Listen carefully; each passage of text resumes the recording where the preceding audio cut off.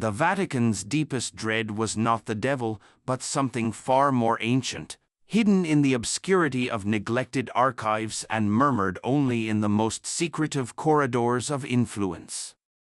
Why would an institution that had molded empires and subdued monarchs quiver before the Anunnaki?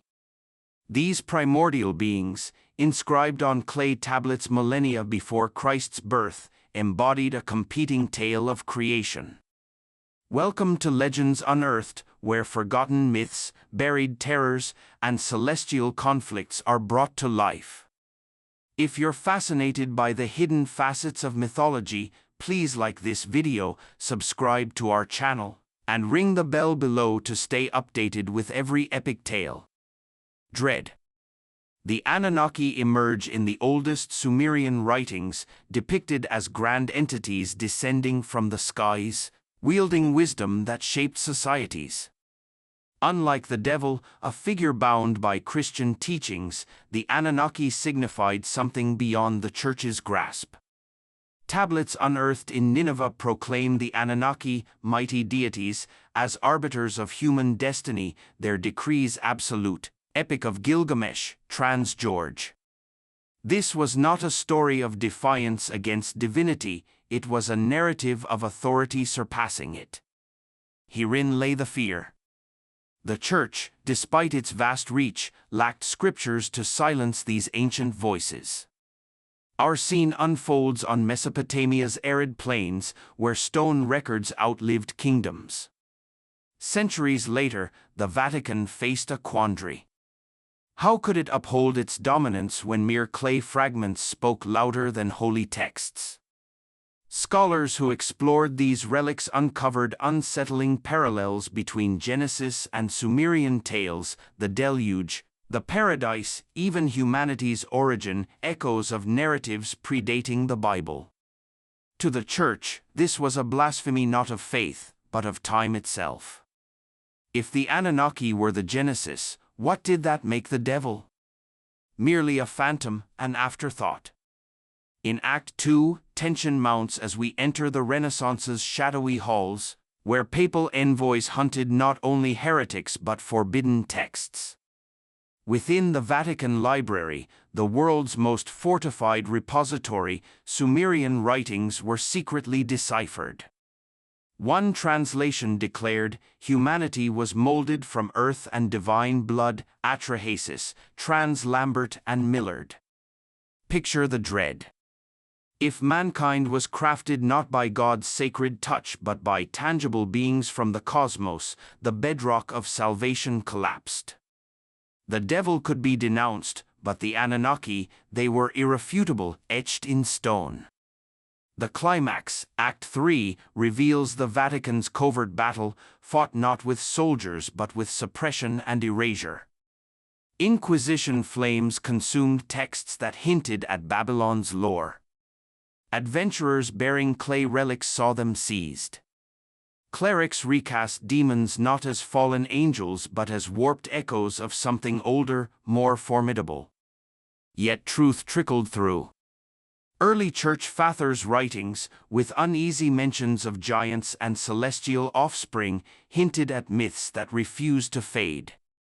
Every pope knew the Anunnaki could not be banished, for they were not spirits, they were history.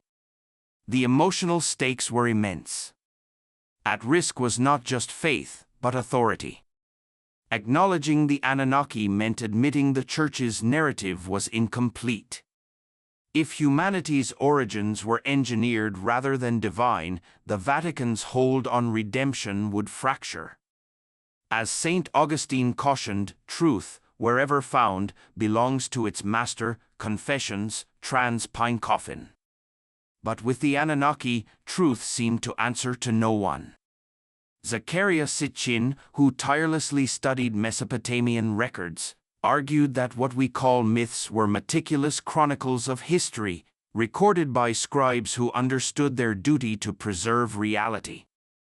To ignore them is not to safeguard truth, but to entomb it. Authority. The saga of the Anunnaki and their shadow over the Vatican deepens into a darker chapter. When 19th-century excavations in Mesopotamia uncovered cuneiform tablets, they did more than reshape archaeology. They threatened the core of religious power. Scholars like Austen Henry Layard and George Smith unveiled narratives that endured for millennia. These were not hazy legends but detailed accounts of rulers descending from the heavens, delivering laws, wisdom, and societal order. Inscriptions proclaimed the Anunnaki gathered in council, ordaining the world's destiny, Enuma Elish, trans Heidel. These were not poetic flourishes but assertions of dominion. Dominion was precisely what the Vatican feared losing. The Church, which had positioned itself as the sole bridge between humanity and the divine, now faced rivals whose authority predated Scripture by centuries. These discoveries coincided with Europe's embrace of reason, science, and historical inquiry. Libraries brimmed with fresh translations, and thinkers debated whether Eden was merely a reimagining of Sumerian tales. The Vatican's response was silence, but behind closed doors, the stakes were clear. If creation stemmed from celestial beings, the Church's promise of salvation through divine grace faced a quiet but lethal erosion. Historical records suggest many Mesopotamian translations vanished from public view, with private collections quietly acquired and hidden. This was no accident, it was calculated. For the Vatican, controlling knowledge was power, and the Anunnaki posed a truth too perilous to circulate. At the heart of this conflict was the question of human origins. The Bible describes Adam formed from dust, yet the Atrahasis epic recounts mankind shaped from clay and divine blood. Ninta blended clay with their essence, their pulse echoing eternally, Atrahasis, trans Lambert. To the faithful, this was unthinkable heresy. It suggested humanity was not God's spiritual creation but a hybrid forged by ancient rulers. The Church could dismiss devils as symbols of temptation, but the Anunnaki defied reduction. They were carved in stone, referenced across cultures, and preserved in oral traditions spanning continents. The devil could be exorcised, but the Anunnaki were unyielding. As colonial empires explored Mesopotamia, Assyria, and Babylon, they uncovered ruins echoing tales of gods among men. Ziggurats, reliefs, and statues depicted majestic, winged figures wielding enigmatic tools of power, not shadowy demons, but sovereign beings demanding reverence. Missionaries in the Middle East returned with conversions and troubling questions. In private correspondence, some admitted unease at parallels between biblical prophets and ancient Sumerian rulers. The Vatican closely tracked these reports, wary of their potential to spark upheaval. If the Anunnaki were indeed flesh and blood rulers, Christianity's claim to singular divine truth weakened, crumbling like the buried towers of Nineveh. The Church's power lay in its storytelling, sermons, rituals, and doctrines that shaped civilizations. Yet the Anunnaki offered a rival narrative, etched in clay, immutable, and resistant to reinterpretation. The Church countered by intensifying its demonology, framing non-Christian tales as malevolent deceptions. But in doing so, it exposed its greatest fear: these were not demons, but rulers whose existence was once undeniable. One Enuma Elish translation asserts, this was not defiance of heaven, but governance of earth, trans Heidel. Long before crosses adorned Roman hills, the Vatican dreaded not the underworld, but the possibility that heaven was once ruled by gods who walked as mortals. Scholar Samuel Noah Kramer's words cut sharply: history begins at Sumer, with its deities, rulers, and tales that were never mere myths, but records of those who reigned. To grasp Sumer is to uncover the roots of all civilization, and in its shadow, every later tradition must kneel. Sovereignty. The consolidation of spiritual authority in Europe during the medieval period was no accident. It was a calculated process, carefully built by the papacy to ensure no competing narrative of creation or divine authority could threaten its supremacy. Yet, whispers of the Anunnaki persisted. Monks translating ancient manuscripts in dimly lit abbeys sometimes encountered names and stories that had no place in the Christian canon. In their margins, they scribbled notes, warnings, and prayers. They knew they had stumbled upon fragments of an older dominion. The Church rarely allowed such texts to circulate. Instead, they were locked away in archives, hidden behind monastery walls, or destroyed in fires that consumed both parchment and heresy. The memory of these beings remained indelible, a reminder that there had been rulers before the cross cast its shadow over Rome. The Vatican understood that power was rooted not only in faith but in history. Control of the past meant control of the present and future. Chronicles commissioned by bishops emphasized the fall of Rome and the rise of Christianity as a divine sequence, silencing older narratives that spoke of civilizations guided by celestial kings. But archaeological fragments unearthed in the Holy Land and Mesopotamia whispered another truth. The Old Testament itself betrayed traces of these figures, mentions of giants, watchers, and sons of God who descended to mingle with mortals. The sons of God came in unto the daughters of men, and they bore children to them, the mighty men of old. Genesis, King James Version. To theologians loyal to the papacy, this verse was troublesome, for it did not fit neatly into the story of a singular God and his rebellious angel. As the centuries advanced, the Vatican's dominion stretched through cathedrals, universities, and courts of law, but knowledge remained a battlefield. The translation of classical works during the 12th century Renaissance reopened contact with the intellectual world of Mesopotamia and Greece. Some texts, copied and preserved in the Arab world, contained references to Sumer's old rulers. Scholars in Toledo, Bologna, and Paris were fascinated, but the Vatican watched with suspicion. Every fragment that spoke of divine beings shaping humanity challenged the Church's monopoly on truth. The Inquisition became a mechanism to control history itself. Those who speculated too freely about the origins of man or drew parallels between biblical figures and Mesopotamian kings often found their manuscripts confiscated or destroyed. The Renaissance brought both light and peril. Humanism encouraged a return to original texts, and with it came renewed contact with Mesopotamian myths.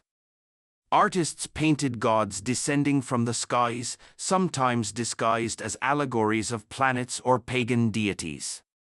Yet, those who looked closely could see traces of the Anunnaki in the wings, headdresses, and posture of command. The Vatican's dominion extended into art, ensuring such depictions were wrapped in Christian symbolism to avoid dangerous associations. Still, the threat persisted. The more Europe rediscovered its classical roots, the closer it came to unearthing the memory of those who ruled before Christ. Even as Michelangelo painted the Sistine Chapel, the silent records of Mesopotamia told a story that could not be painted over. By the Enlightenment, the Vatican's hold over the intellectual world began to fracture. Rational inquiry, archaeology, and a hunger for evidence opened the way for ancient narratives to re-emerge. Excavations in the Middle East revealed ruins, statues, and tablets that could no longer be ignored. The great gods, the Anunnaki, fixed the destinies. Enuma Elish, trans-hydal. These words, recovered from clay and preserved through centuries, stood in opposition to the Church's dominion. The devil could be relegated to allegory, but the Anunnaki were carved into history itself. Their dominion was not metaphor but memory. Historian Giorgio de Santillana wrote, "In Mesopotamia, religion was history, and history was religion." The gods were not abstractions but rulers, lawgivers, and architects of man's destiny. To deny their presence is to ignore the foundations upon which all civilization was built. Silence.